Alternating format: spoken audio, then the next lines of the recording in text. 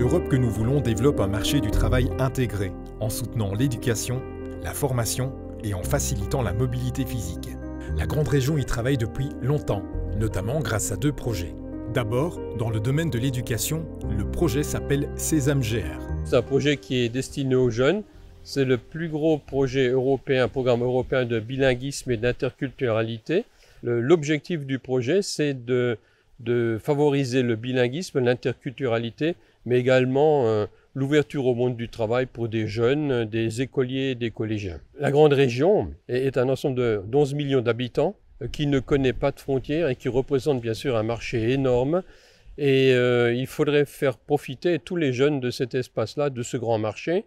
Donc leur donner les clés, leur donner les possibilités, leur donner toutes les chances pour qu'ils puissent accéder à ce grand marché de l'emploi. Mais aussi dans le domaine de la mobilité, avec le projet Nouvelle Construction Ferry-Auberbilique pour favoriser le développement sur le plan environnemental, le patrimoine naturel, le tourisme durable et la sécurité, dans d'autres zones que les zones urbanisées. Die Moselfähre Santa Maria II ist seit dem Jahr 2017 in Betrieb. Sie ist neu gebaut worden, und zwar auf der Konzeption einer Elektrosolarfähre. Erstmalig in Deutschland, vielleicht auch europaweit sogar, eine Binnentransportfähre, die allein elektrisch angetrieben wird und noch zusätzlich über die Solarmodule auf der Fähre noch mit Sonnenenergie gespeist wird. Place au résultat. On a réussi à toucher quand même 110 000 jeunes, près de 3 000 pédagogues, des enseignants, qui se sont mobilisés durant les 5 années. Die Fähre ist ein ökologisches Projekt. Wir fahren absolut emissionsfrei. Sowohl haben wir keine Abgasemissionen mehr, auch keine Geräuschemissionen mehr. Und vor dem Hintergrund ist es ein gelungenes Projekt. Es verbindet die Gemeinden Oberbillig und Wasserbillig miteinander und natürlich dann auch Deutschland und Luxemburg.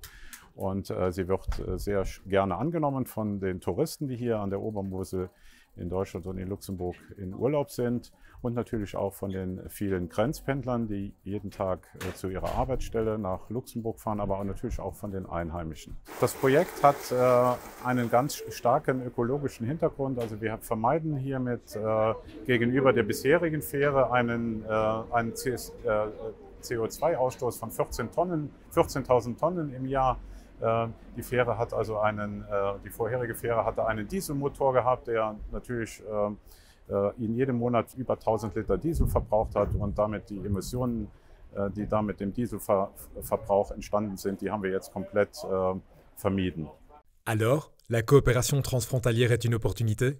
Ici, en Sarre ou en Moselle, nous serions des régions frontières, alors que là, nous sommes des régions plutôt centrales. Leur avenir va se jouer ensemble.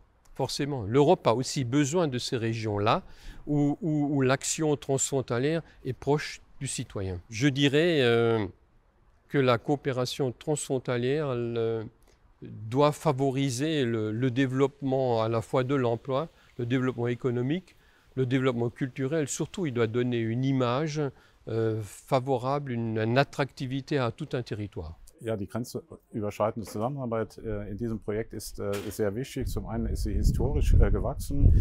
Beide Gemeinden Oberbillig und Wasserbillig haben eine gemeinsame Vergangenheit, die uns auf der Ebene sehr stark verbindet. Und Europa hat natürlich in den letzten Jahren auch sehr stark an Bedeutung zugenommen, gerade auch hier für uns im Grenzraum. Also wir leben diese Grenze nicht mehr, wir erfahren sie eigentlich nur noch als Fluss, aber der Fluss ist für uns keine Grenze mehr, der Fluss verbindet uns.